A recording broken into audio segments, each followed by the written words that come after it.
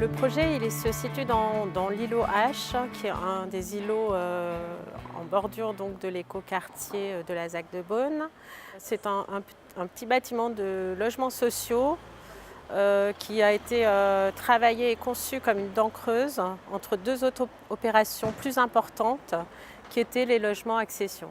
Il a la particularité d'être orienté sur la rue Maginot, sur sa façade sud, et sur le parc de Cœur d'Îlot.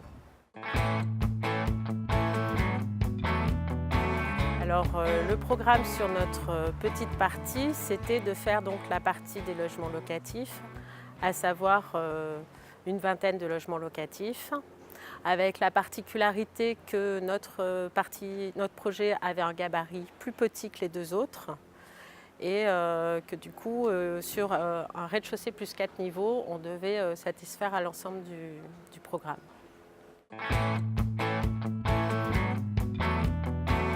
Alors l'idée qui a fait porter le projet et qui nous a fait gagner le concours d'ailleurs, je pense, c'est d'avoir pris le risque de faire le choix d'une desserte par coursive extérieure pour permettre une organisation et une répartition des logements avec uniquement des traversants.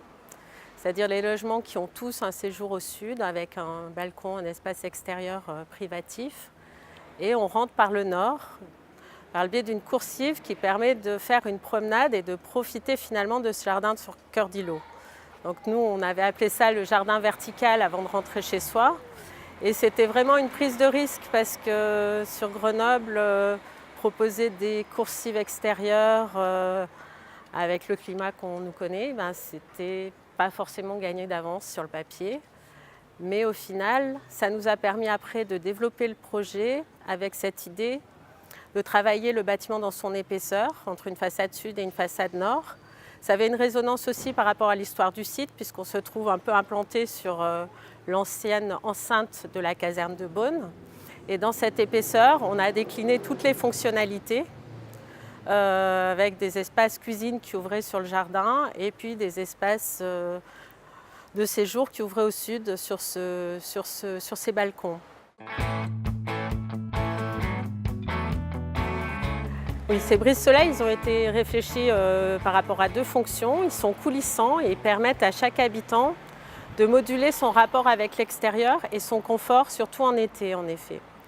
Parce que si on se protège au moment de l'exposition, on n'a pas de surchauffe, on ne crée pas d'inconfort d'été. Et après, quand on est chez soi, on n'est pas obligé de fermer les volets roulants, on peut aussi moduler son rapport avec la façade voisine. Il y a une opposition liée à la fonction, mais aussi liée à l'exposition, c'est-à-dire que le travail des percements et des ouvertures, il était différent sur une façade sud et une façade nord, pas du tout les mêmes questions. Et puis on avait aussi un enjeu de performance sur l'enveloppe qui a motivé nos choix également. Et puis après, il y a aussi par la coursive des obligations par rapport à la sécurité, puisque ces coursives sont des lieux d'évacuation des personnes. Donc de distance par rapport aux façades. Donc je dirais que tout ça, ça s'est décliné, mais c'est allé dans le même sens. C'est-à-dire que quand on se promène sur la coursive pour rentrer chez soi, on est naturellement attiré par le jardin en contrebas du Cœur d'Îlot et on est décollé de la façade pour ne pas créer de problème d'intimité par rapport aux logements devant lesquels on passe, quoi. Donc tout ça, finalement, participait à un résultat à la fois logique d'un point de vue fonctionnel et puis cohérent par rapport à une réglementation.